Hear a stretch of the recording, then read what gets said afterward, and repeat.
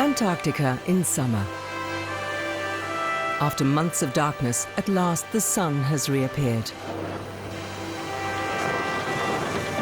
Ships can once again travel southwards. They only dare venture into the icy territory during the light season. But winter's rigid icy carapace is not easy to penetrate. Even for icebreakers, voyages into the South Polar Sea are risky. Gigantic icebergs and stormy seas are added dangers.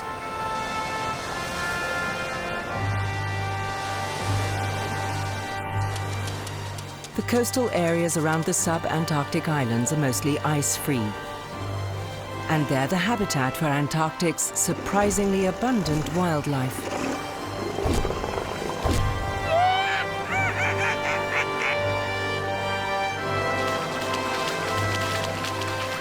These narrow strips of land serve as fighting arena, marriage market, and breeding ground.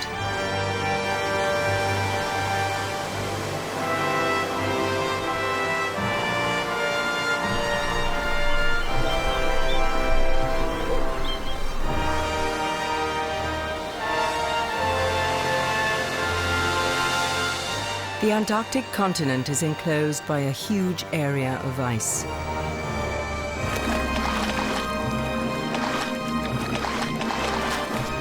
Emperor penguins have no problem with the inhospitable conditions.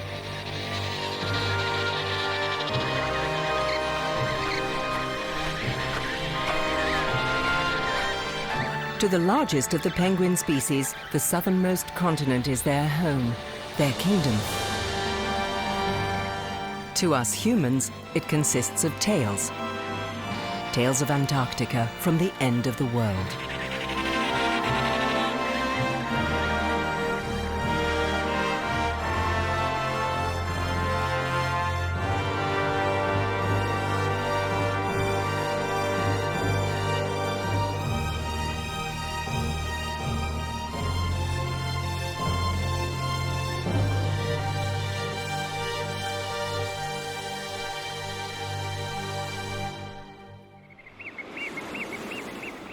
The gateway to Antarctica lies in the far south of Argentina, Tierra del Fuego.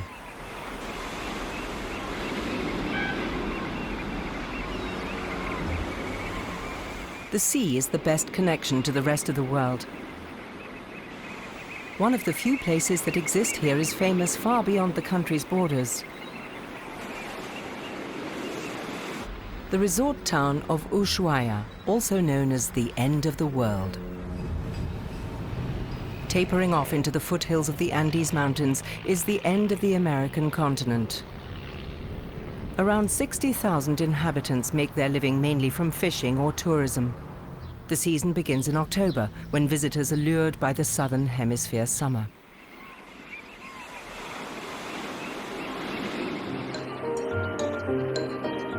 Not far from the city, it's breeding time for the Magellan penguins.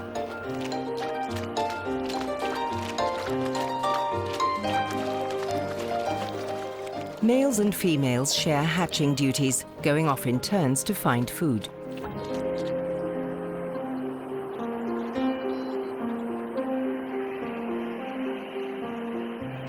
Only occasionally can they treat themselves to a little time together.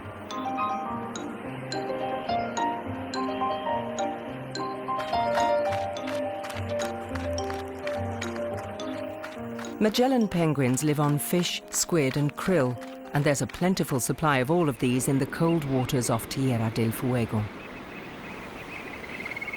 Ushuaia is famous not only due to the many cruise liners that stop here, but particularly in its role as the gateway to Antarctica.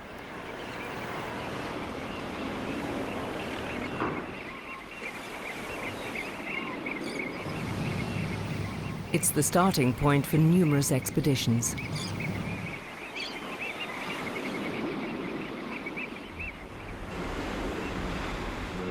The Kapitan Chlepnikov is getting ready for its next voyage into the South Polar Sea. Provisions are loaded and the last passengers board the vessel.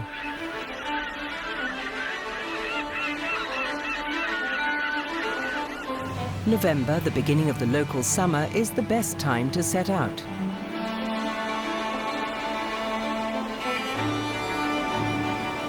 The lighthouse, Phare des Éclaireurs, lies around 8 sea miles from Ushuaia. It marks the end of the habitable world for human beings. Animals, on the other hand, are very much at home here, as the waters are teeming with sustenance for them.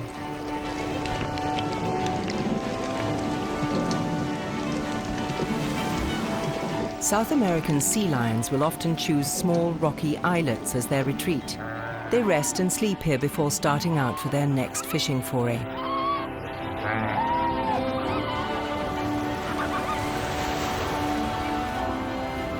The males don't have much downtime as they have to guard and protect their harem.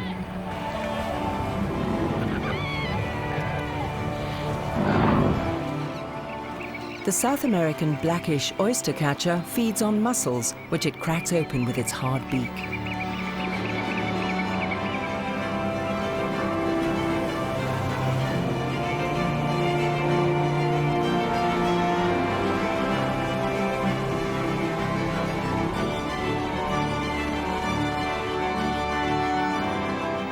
The voyage of discovery goes from the southern tip of the American continent to the South Georgia Islands.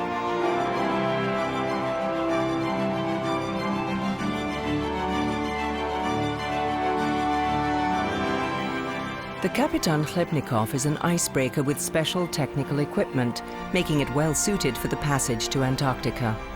A special radar system sounds out the ice situation.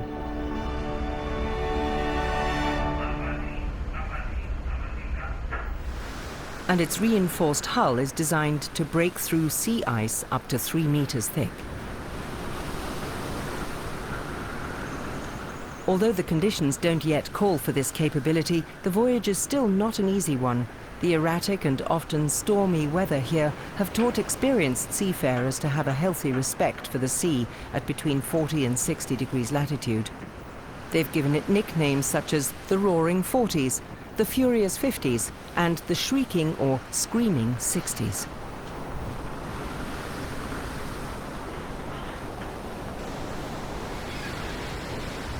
Gulls and other seabirds accompany the ship, defying the challenges of the wild sea.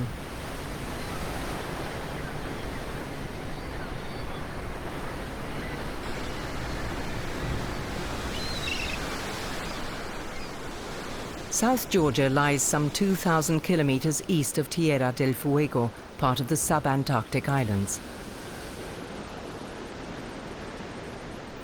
Other than a British governor and a couple of scientists, the island is uninhabited.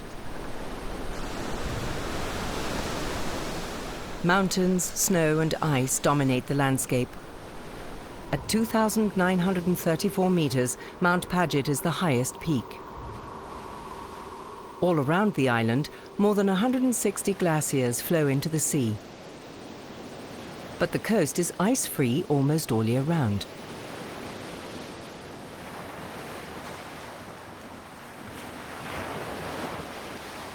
Robust bull kelp, up to 10 meters long, grows in abundance here. It's generally a safe environment for fish, mussels and crabs.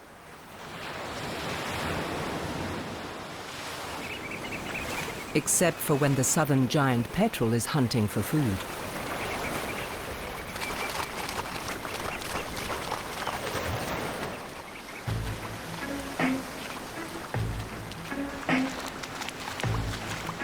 King penguins are the most imposing residents of South Georgia.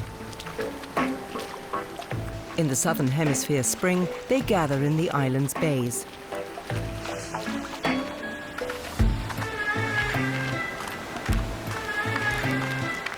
First, the males arrive, looking for their breeding place from last year.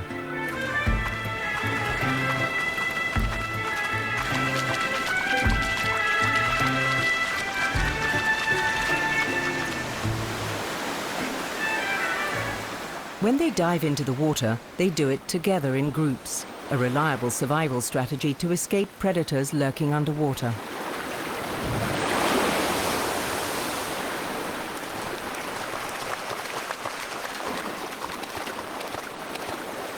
King penguins are very sociable and like to hunt together. Their prey is mainly fish and squid. After around 150 dives a day, they must find a place to rest up on the beach.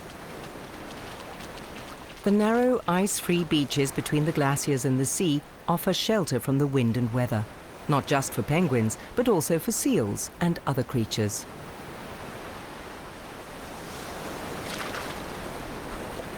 A couple of weeks after the males, the females follow and begin to seek out their partner.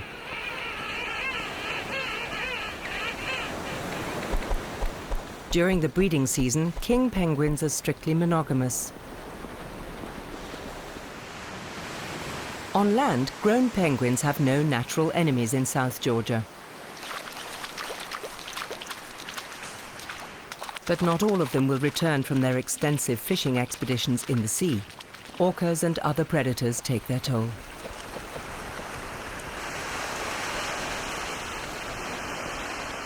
Some penguins wait in vain for their partner to return.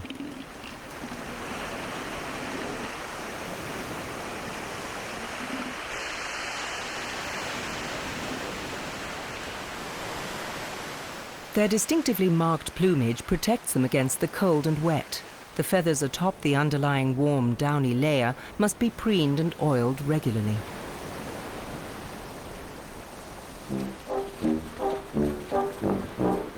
King penguins aren't the only creatures that live here.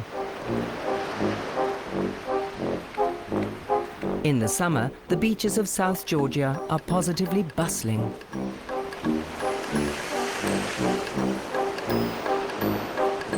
A colony of elephant seals is blocking the way from the breeding ground to the sea.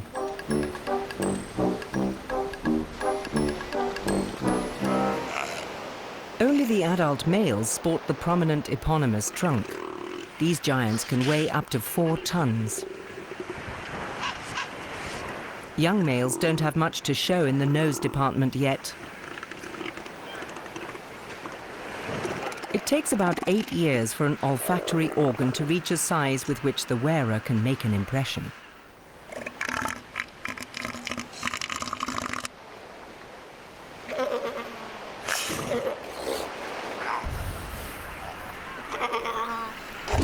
They learn how to fight early on. And the young elephant seals don't hold back either.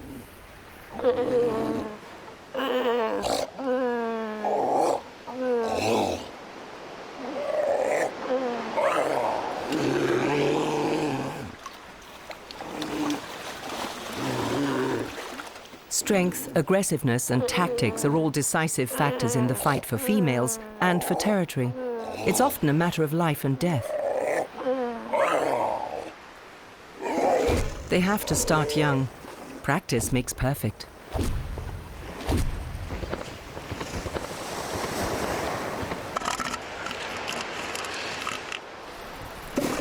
His huge trunk and fighting ability have earned him respect, and he's got what he wanted.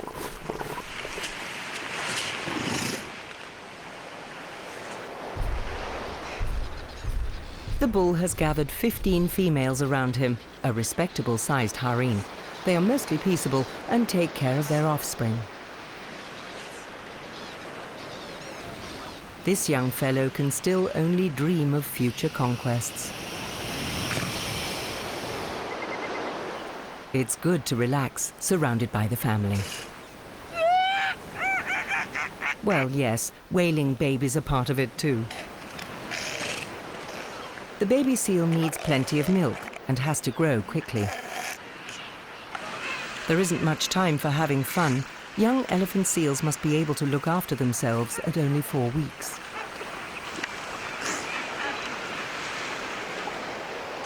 Life still seems carefree, but in just a few weeks it will be time to start out on their long ocean journey.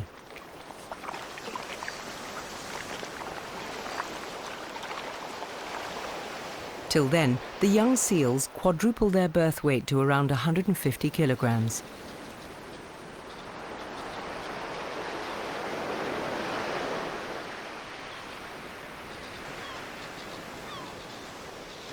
It's vital for them to have a thick layer of fat, so they can survive in the icy South Polar Sea.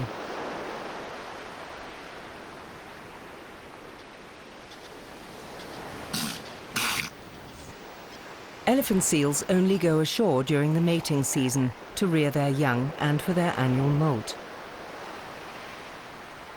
The rest of the time is spent in the sea, hunting fish and squid. They stay in the ocean for months until their reproductive instinct drives them to go ashore again. South Georgia is a meeting point for many animals who otherwise spend their lives in the sea. The craggy interior of the island is dominated by glaciers, ice and snow, not a good habitat for flora and fauna. What sparse vegetation there is can mostly be found along the narrow coastal strip.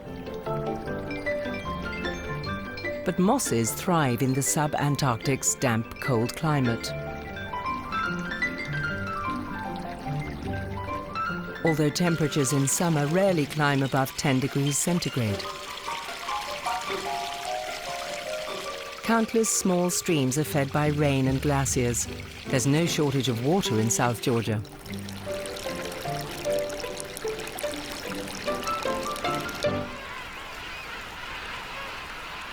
King penguins seem to like it here. After all, there are around 40,000 of them.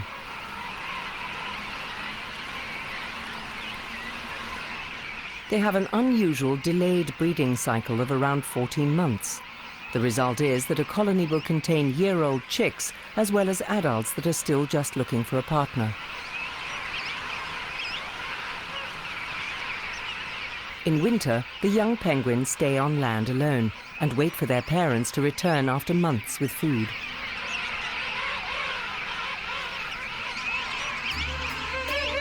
It's summer.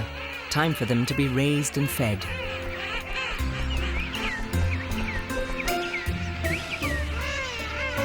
After about 14 months, they exchange their fluffy down for waterproof plumage. Only then are they ready to go fishing in the sea themselves.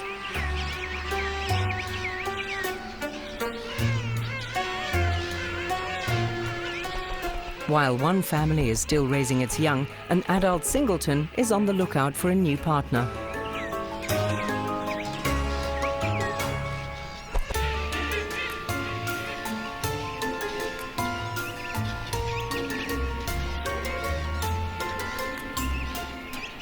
Once they've found each other, the courtship begins. A ritual always leading to the same outcome. Mating.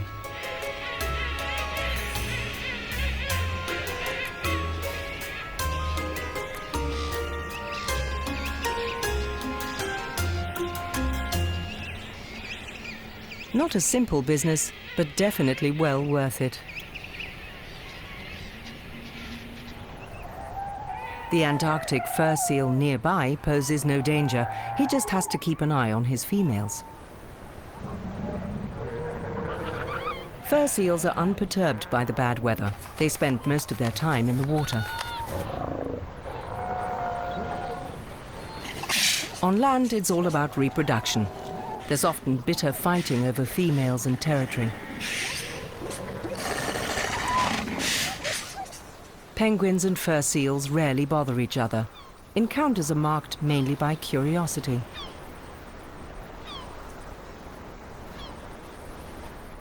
Or mistrust.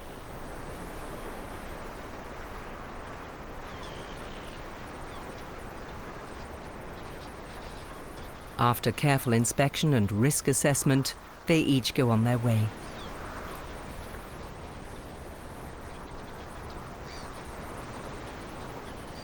King penguins often breed near Gentoo penguins. Their trumpeting call is distinctive and led to their being known as donkey penguins in German. They also use the short austral summer to rear their young.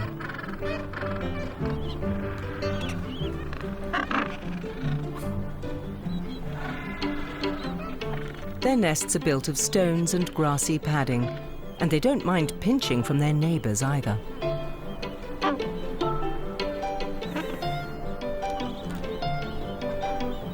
The eggs are incubated for around 30 days until the chicks hatch. After that, the young typically stay in the nest for another 30 days, kept warm and protected by their parents.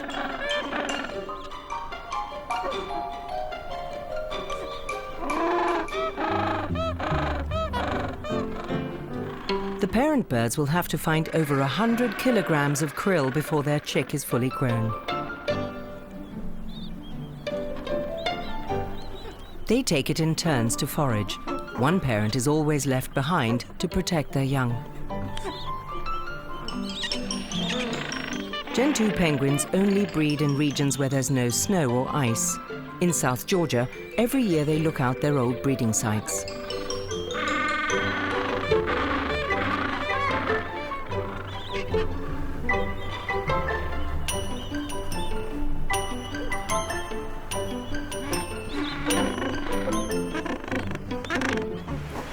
Good neighborliness is important as there's limited ice-free space available on the island. And everyone claims their own place. Late November, at the start of the austral summer, is when the young fur seals are born. The baby seals often stay alone for several days while their mothers are off hunting for food. Mothers only come ashore briefly to nurse their pups. Fur seal pups are used to being left on their own.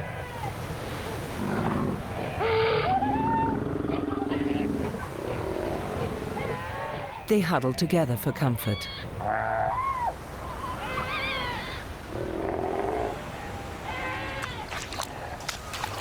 Now and then a quarrel breaks out between adult seals, but the worst of the bull seal fights are over and territory is already staked out.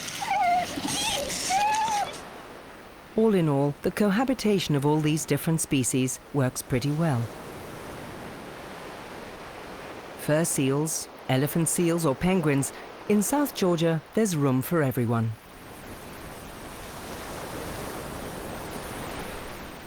The reason why so many animals are drawn to South Georgia is its bountiful hunting grounds.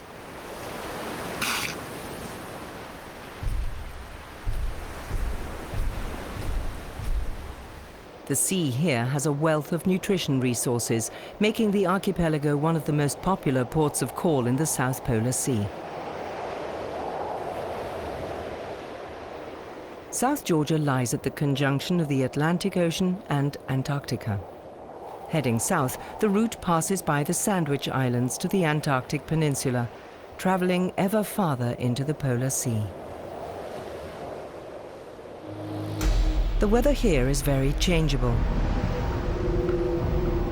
Cold winds from the south meet warm air masses from the north. This results in tremendous low-pressure areas. Storms and bad weather are a foregone conclusion. Challenging for any expedition.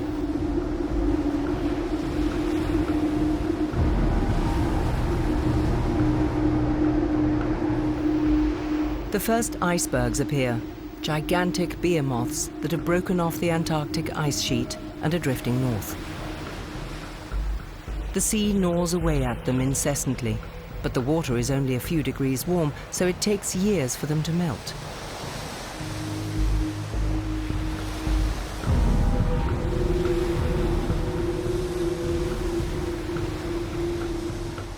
Icebergs often travel thousands of kilometers, driven by the tides and stormy winds.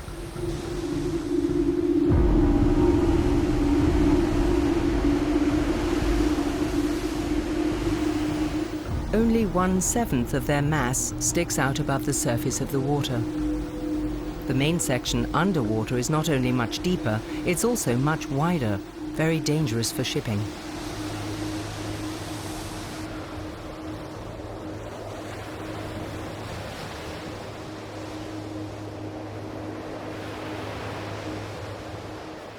Near the southern Arctic Circle, the sun hardly sets at all.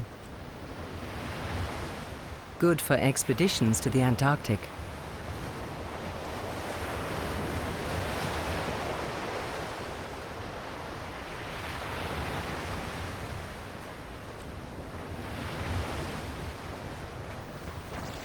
Volcanic islands jut out of the sea, evidence of the massive geological activity under the seabed, where the oceanic plate is sliding under the Antarctic continental plate.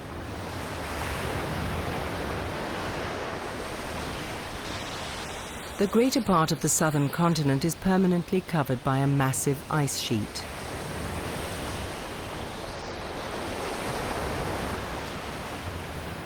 In summer, only 2% of the continent is free of ice. Most of this ice-free area is in the Antarctic Peninsula.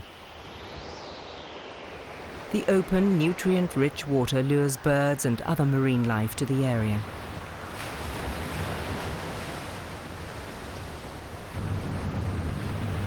For the Kapitan Khlebnikov, it's just one of many stops.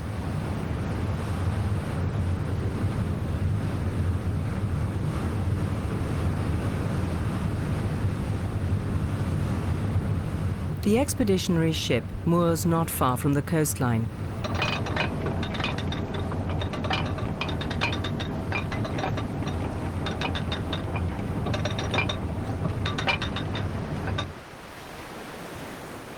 Frequent low-pressure systems make the local climate milder than on the rest of the continent.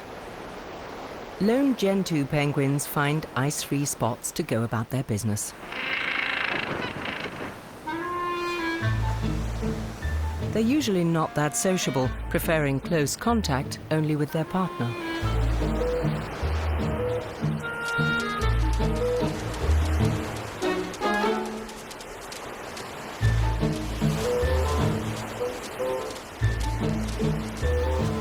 If both of them like the look of a place, that will be their nesting site. They only form colonies during the breeding season. This protects the chicks better against attacks from predatory seabirds. The lack of vegetation restricts the choice of building materials for their nests. Basically, there are only small stones. These two are just starting out.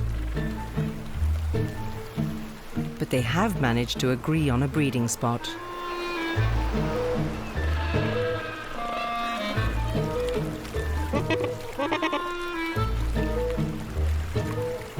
Mating is just taking a little longer.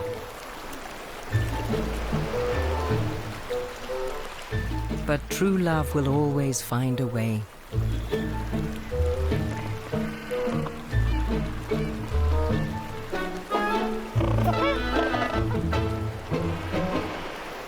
Others are already incubating their eggs.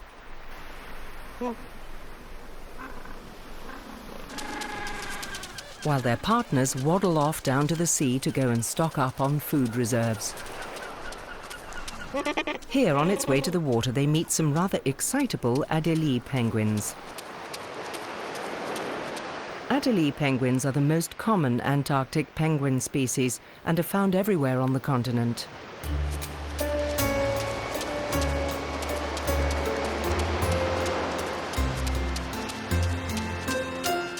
They're surprisingly agile walkers on land. Around 2.5 kilometers an hour is quite a pace for their little webbed feet. They often have to walk a long way to get to their hunting grounds in the open sea. Distances of around 50 kilometers are not uncommon.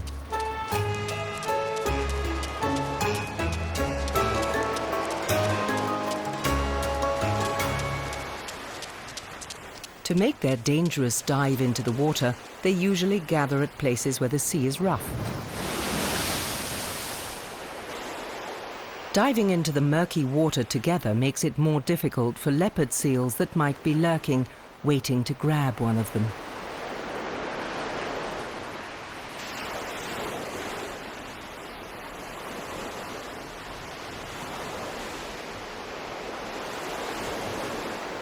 Like all penguins, on land they appear to be quite clumsy. Their streamlined bodies are best suited to a life in the water.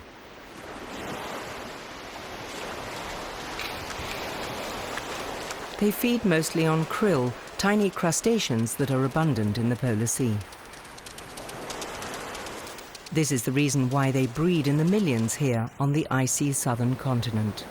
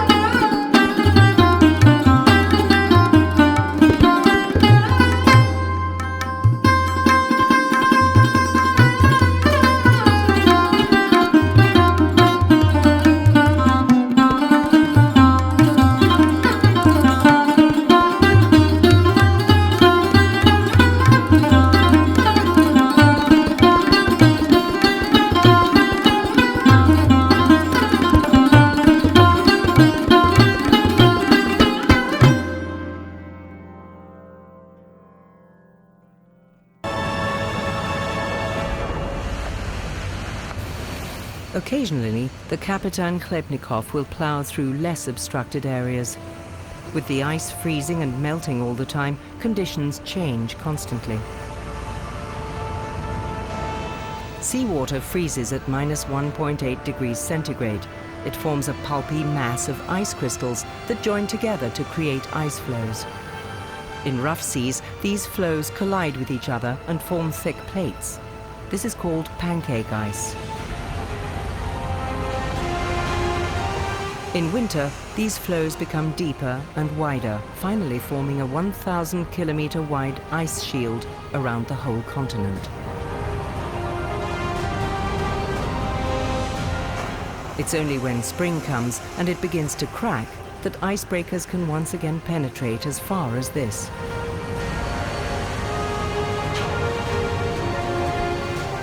Until then, around 20 million square kilometers of solid ice separates the continent from the rest of the world.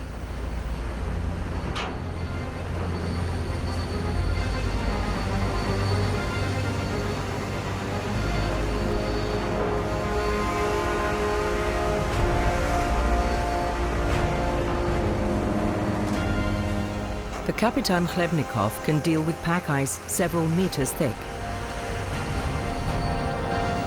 But traveling through extensive sheets of ice is risky.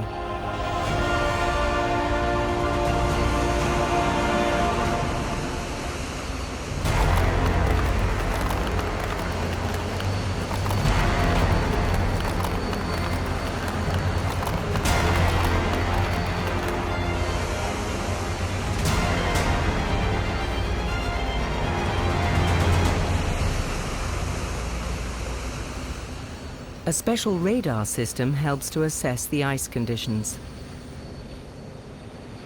For all shipping in the Polar Sea, the motto is, the shortest way through the ice is around the ice. Because a detour is still safer than sailing straight through it. But this is not always possible in the Weddell Sea. When the radar can no longer assess the ice floes and the open water in between, they have to resort to a helicopter.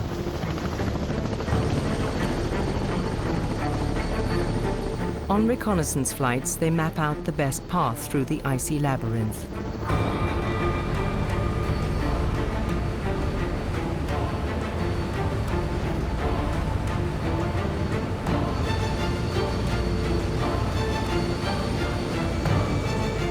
Even for a robust icebreaker like the Kapitan Khlebnikov, navigating in the Antarctic Ocean is not an easy business.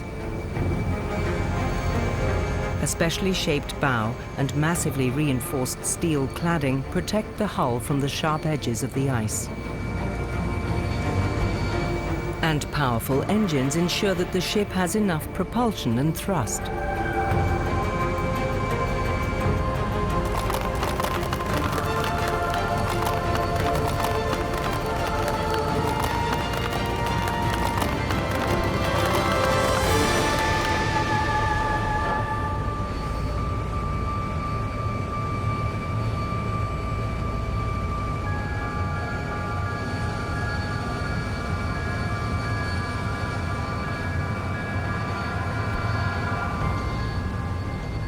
At last, the Kapitan Khlebnikov reaches open water again and can make headway. The days are getting longer, which is helpful when plotting a course through the pack ice.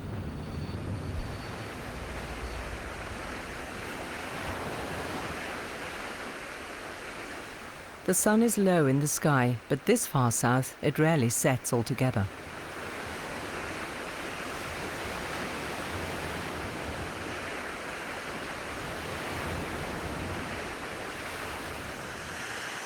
The Weddell Sea is famously known as the iceberg factory.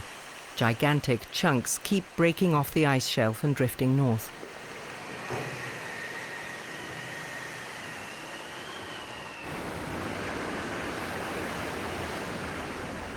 Along the Antarctic coastline, there are no natural harbors to weigh anchor.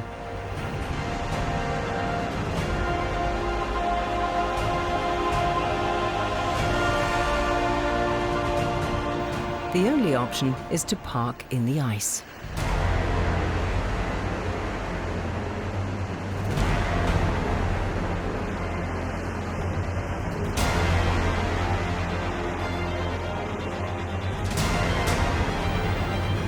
The ship rams into the ice at maximum speed.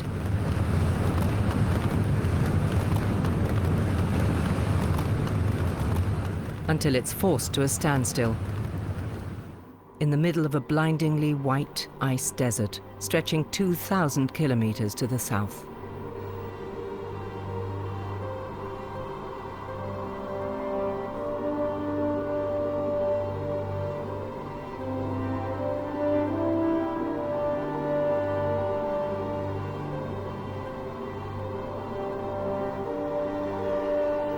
There's no more hostile environment on Earth.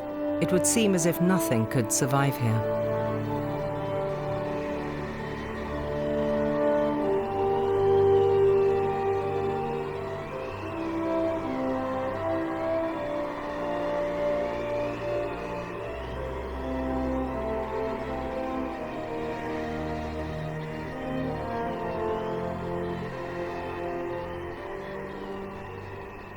The Kapitan Khlepnikov can take a rest. Frozen fast in the ice, it merely waits until the researchers and expedition members are ready for the return voyage.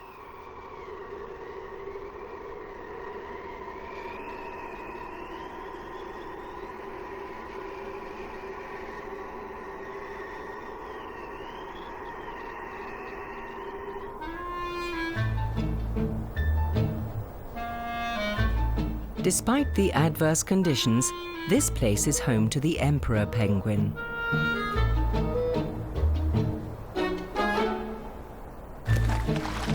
Its hunting grounds are accessed through a hole in the ice.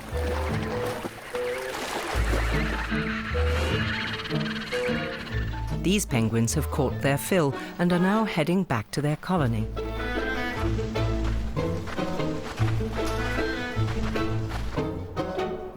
This could be several kilometers from the water, a long trek for short penguin legs. But they have more than one method of locomotion at their disposal.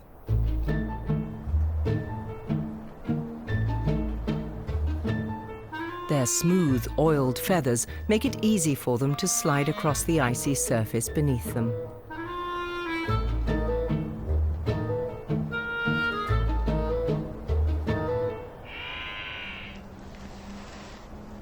Emperor penguin colonies are often very far away from the sea, safe from the melting ice in spring. The icebergs they pass are immobile.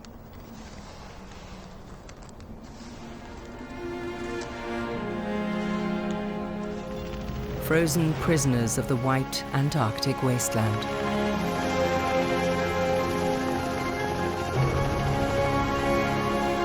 This is where they stay until summer finally breaks up the sheet ice, freeing them from their captivity.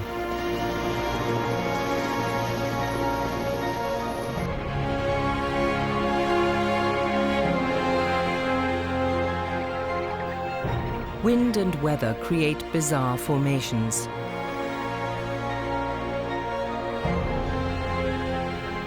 Icy sculptures that almost look like they were made by human hands.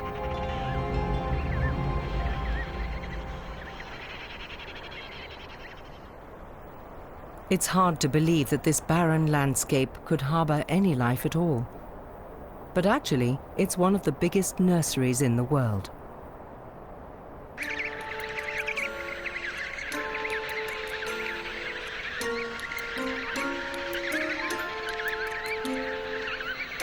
This is where emperor penguins raise their young. A risky breeding strategy, but one that generally pays off. In such a desolate area, there are few enemies, and the young can grow up in relative safety.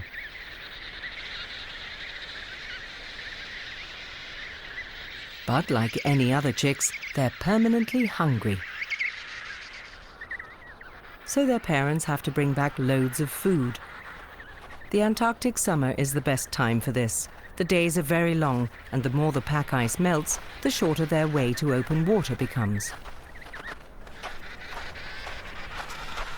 Tirelessly they tramp backwards and forwards between their colony and the sea. The cold sea is teeming with fish, squid and krill, so the adult penguins can always bring plenty of food back to their young. There are more than 40 colonies in the Antarctic, and year after year, emperor penguins return to the same ones. In the deepest winter, they breed by the thousands and use the short summers to raise their offspring. Now there's food in abundance, and the chicks grow fast. There's pre-digested fish, plenty of it, every day.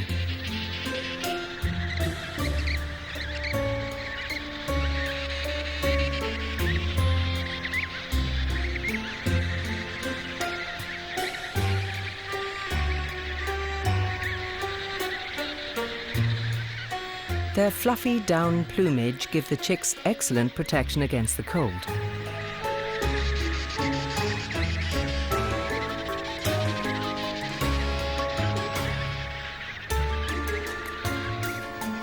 The little ones are insatiable, but begging doesn't always work.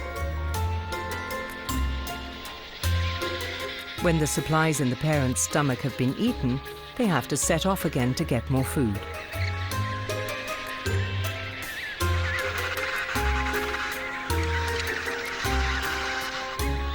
The chicks often sleep during the long periods their parents are away, waiting for their return.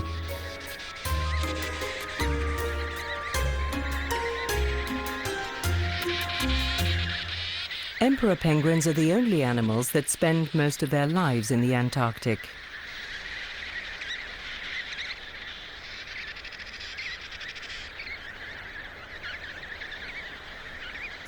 Their bodies are perfectly adapted to the adverse conditions of the icy continent. It's their plumage above all else that protects them from the cold.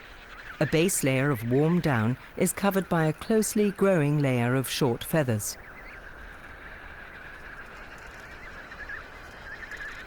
The top feathers are constantly oiled by a secretion from the preen gland, making the penguin's body completely waterproof. They also have a thick layer of fat, which helps them to withstand temperatures of up to -60 degrees centigrade. Loud calls help them to identify partners and offspring.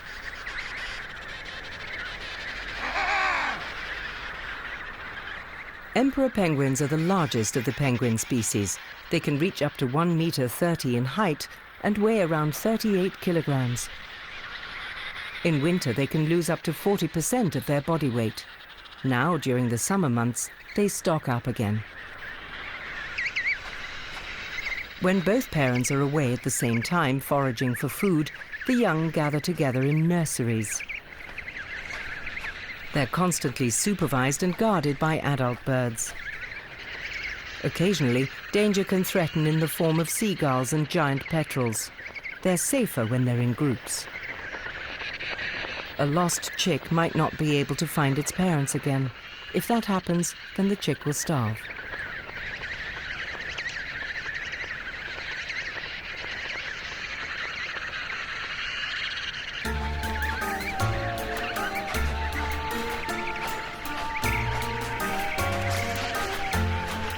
In the safety of the group and looked after by adults, the chicks often go on outings.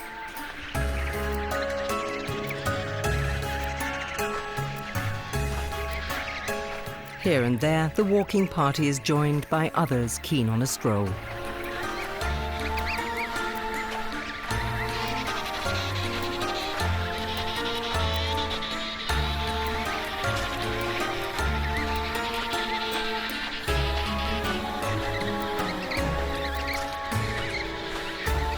In a few weeks, they will grow their proper waterproof penguin plumage. When that happens, they'll be able to go down to the water and begin their lives as young adults.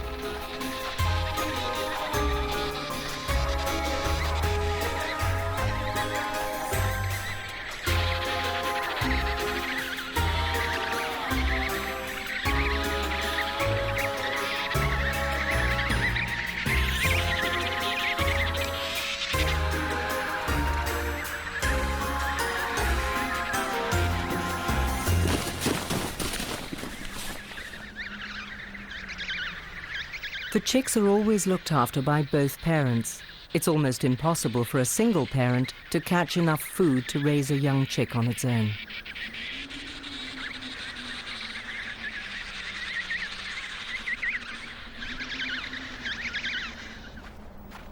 When the temperature reaches -20 degrees, it gets too warm for the penguins. This results in the colonies spreading out.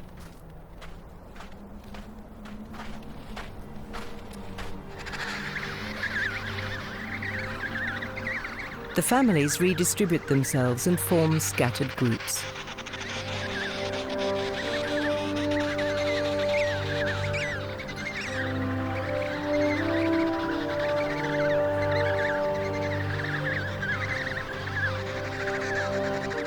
The fishing forays that would take months in the winter now take just a day or so.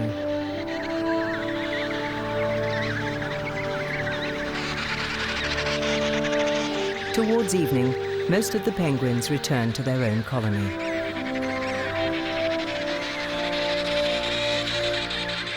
There they will spend the short Antarctic summer nights in the safety of their own family.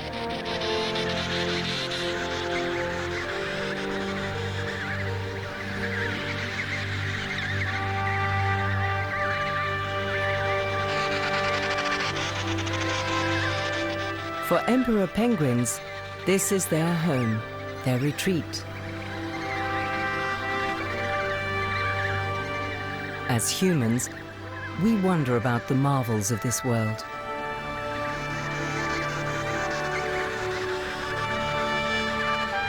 Only a few of us ever have access to it and return to tell its tales. Tales of life and death, friendship and family, amid the harshest conditions.